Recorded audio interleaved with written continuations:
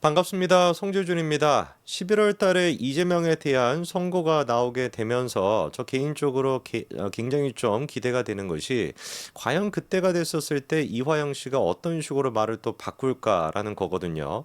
지금까지 이화영 씨가 말을 바꾼 게 뭐 몇 번입니까?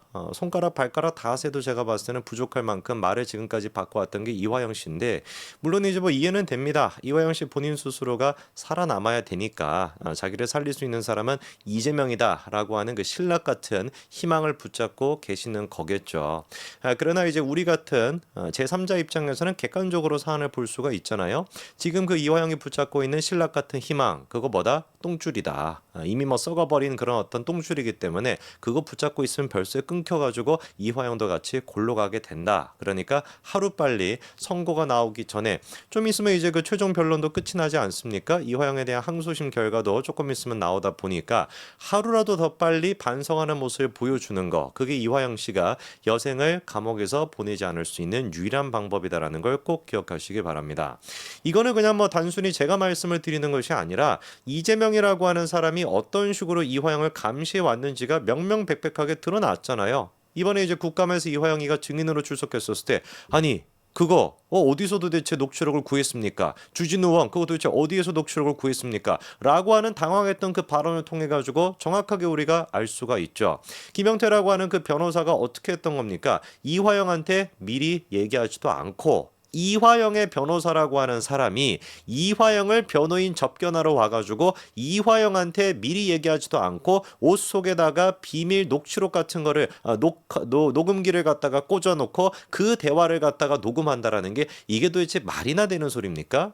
진짜 글자 그대로 영화에서나 매수가 된 그런 변호인이 어떤 그 딴 사람을 갖다 감시하기 위해서 그리고 또 수틀리면 그냥 뭐 차에서 막 밀어버리고 막 그러는 거 아니에요. 아수라 같은 영화 보면은 그 지금 당사자가 이화영 씨라니까요. 그러니까 정신을 지금 똑바로 차려야 됩니다. 이화영 부인이 그 재판에서 소리를 질렀던 것처럼 당신 지금 제정신이야. 그 얘기를 제가 이화영 씨한테 드리고 싶어요. 정말 지금 이 순간에 이화영을 지킬 수 있고 이화영에게 오히려 형이 적게 선고되게끔 만들 수 있는 사람은 검사라고 하는 거를 이화영 씨가 명백하게 아셔야 됩니다. 그 뭐 김태형인지 김영태라고 하는 그 변호사라고 하는 사람도 이화영 씨를 위해서 변호를 했던 게 아니었잖아요. 이화영 씨 본인 스스로가 녹취가 되고 있다는 걸 모르지 않았습니까? 세상 천지에 그런 변호사가 어디 있겠냐고요. 그 사람은 이재명의 변호사였던 것이지 이화영의 변호사가 아니었던 겁니다. 자, 이런 차원에서 제가 좀 주목이 되는 것이 백정화 씨 있지 않습니까? 이화영 씨가 이번에 그 국회 국감의 그 녹취 파일을 통해 가지고 백정화에 대한 그 배신감도 어마어마하게 컸을 겁니다. 일단 1차적으로 백정화에 대해 가지고 총선 끝나고 난 뒤에도 배신감을 느꼈죠. 왜? 총선은 이번에 솔직히 이화영이가 큰 역할을 하지 않았습니까? 자기가 알고 있는 거 폭로를 했으면은 이재명이가 골로 갈 수도 있었을 것인데 그걸 입을 꾹 다물고 있었기 때문에 이재명이가 승리하는데 큰 역할을 했었잖아요. 그렇기 때문에 실제로 이화영이가 민주당 의원들이 접견해 왔었을 때 뭐라고 얘기했습니까? 내가 대속함으로써 내가 죄를 대신 짊어짐으로써 민주당이 대승을 거둘 수 있지 않았냐? 그렇게 얘기하지 않았습니까? 자, 그런데 이제 문제가 이화영 본인 스스로도 나 때문에 총선에서 이겼다는 생각을 하고 있으면 당연히 이제 채찍이 있었으니 당근이 있어야 되는 것인데 그 당근이 이제 받아먹기 위해 가지고 이화영이 아내 백정한테 뭐라고 했습니까? 당신 이재명 대표 좀 만나봐. 만나보라는 게 뭐겠습니까? 야, 내가 입 다물어가지고 내가 대속해가지고 너네 이겼잖아. 이제 나한테 뭐 해줄래? 그거 이제 의논해보라는 거 아니겠습니까? 백정화를 거기다 보낸다라는 게. 근데 백정화 딱 잘라가지고 뭐라고요? 싫은데? 내가 왜 이재명 대표를 만나야 되는데? 제가 이게 성대모사가 잘 안 돼가지고 아마 백정아 씨를 뭐 직접 만나보면 또 잘할 수 있을지 모르겠지만 좀 제 처지를 이해해 주시기 바랍니다. 여러분들이 하면 백정아 씨 만나서 뭐 얘기하고 싶겠습니까? 저도 똑같은 심정이죠. 그러다 보니까 그때도 아마 충격을 좀 받았을 거예요, 이화영 씨가. 근데 추가적으로 이번에 국회에서 그 녹취 파일, 그 김영태라고 하는 변호사, 덕수의 그 변호사가 어떤 사람이었습니까? 바로 그 백정화 씨가 붙여줬던 그 사람이잖아요. 원래 이제 이화영 같은 경우는 해광 측의 변호인들한테 변호를 받고 싶었었는데 일방적으로 백정화 씨가 해광 측 변호사들을 사임하겠다라는 식으로 사임 문서 같은 거를 제출을 했었고 그거를 이제 그 재판에서 이화영 씨가 거부했던 거 아닙니까? 나는 그런 거 낸 적이 없다고. 그리고 난 다음에 해광을 자르고 누구를 붙이려고 했던 거예요? 덕수에 바로 그 김영태 변호사를 붙이려고 했던 겁니다. 그게 바로 백정화 씨거든요. 근데 알고 봤더니만 그 김영태가 뭐 하는 사람이었다? 이재명의 사실상 심부름꾼이었다라는 걸 알게 된다면은 이거는 김영태에 대한 배신감뿐만 아니라 아내 백정화에 대한 배신감도 어마어마하게 크겠죠.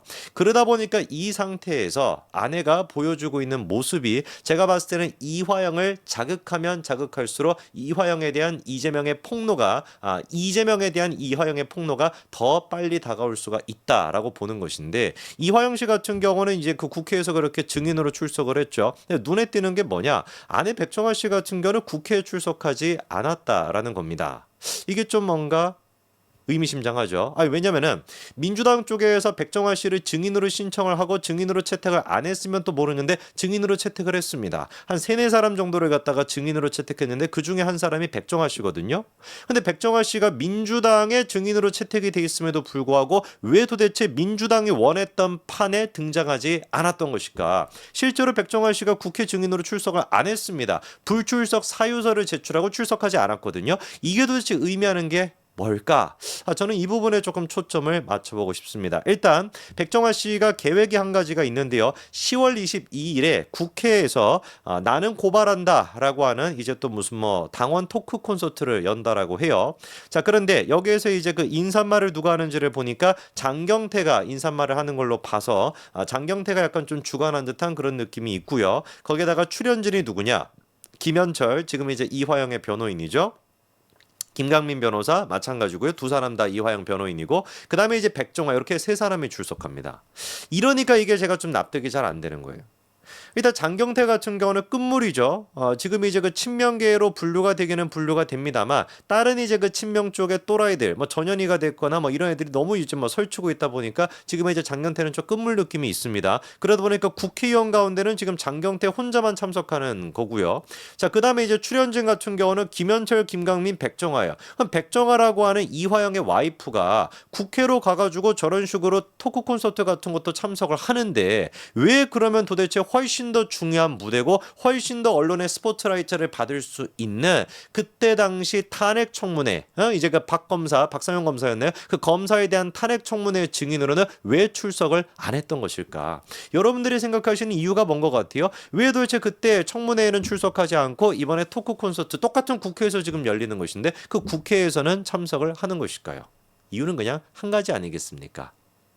뭐겠어요? 청문회에 가가지고 증인으로서 증언을 하는데 잘못 헛소리하게 되면 뭐가 되니까 위증죄로 처벌을 받게 되기 때문에 이러니까 명백하게 이화영 씨가 이거를 보고 무슨 생각을 하겠습니까? 아니 무슨 뭐 법정에 있었을 때 기자들 그리고 또 온갖 유튜브에 나가가지고 야 이재명이 뭐 어쩌고 저쩌고 이화영이 뭐 어쩌고 저쩌고 그런 얘기를만 설쳐대면서 얘기하고 할 수가 있는데 자기가 피해볼 수 있는 거 혹여나 내가 이화영에 대해 가지고 응원해주는 말 이화영을 위하는 그런 거짓말을 했다가 위증죄로서 구속이 될 수 있다라고 하는 위험 부담이 조금이라도 있으니까 정작 제일 중요한 무대 가장 지금 중요하다라고 할 수 있는 그 청문회 증인으로서는 참석을 안 해버리는 것이고 아무런 어떤 위증의 책임도 묻지 않는 기자회견도 아니고 무슨 뭐 토크 콘서트 이딴 데는 똑같이 국회에서 열리는데 거기는 가고 여기는 안 간다라고 한다면 이화영이 도대체 무슨 생각을 하겠냐 이거죠. 이 여편네가 지금 자기가 피해보는 거는 하나도 안 하고 언론 플레이나 이런 건 할 줄 알지 나를 위해 가지고 나를 위해서 증언하거나 나를 위해서 뭔가 쉴드 쳐줄 수 있는 얘기는 한마디도 안 하는 여편이구나. 그럼 이화영 주변에 지금 이화영의 편을 드는 사람이 누가 있습니까? 김현철이나 김강민 그 변호사 그 깡패같이 생긴 애들 있지 않습니까? 걔네들이 무슨 뭐 이화영을 위해 가지고 무슨 편을 들어줄 수가 있겠습니까? 그 김영태라고 하는 그 변호사 같은 경우는 애당초 이재명의 심부름꾼이라는 것도 드러났고 이 지금 백정화 또한 마찬가지로 사실상 아무런 자기한테 피해가 될 법한 거는 안 하고 이재명을 위해서는 그냥 뭐 모든 짓거리를 다 하는데 남편을 위해서는 아무것도 안 한다는 게 지금 다 드러났다라고 한다면 이화영이 선택할 수 있는 게 뭐겠습니까? 그렇죠. 더 큰 배신감을 느껴가지고 폭로하는 거 그거 말고는 없습니다. 이화영 씨 정신 똑바로 차리시기 바랍니다. 지금 상태에서 이화영을 지켜줄 수 있는 사람은 검찰밖에 없습니다. 진실을 밝히고 수사에 협조함으로써 오히려 자기의 양형사유가 돼가지고 형량을 감형시키는 거 그게 이화영 씨가 살 수 있는 유일한 길입니다. 여기까지 말씀드리겠습니다. 감사합니다.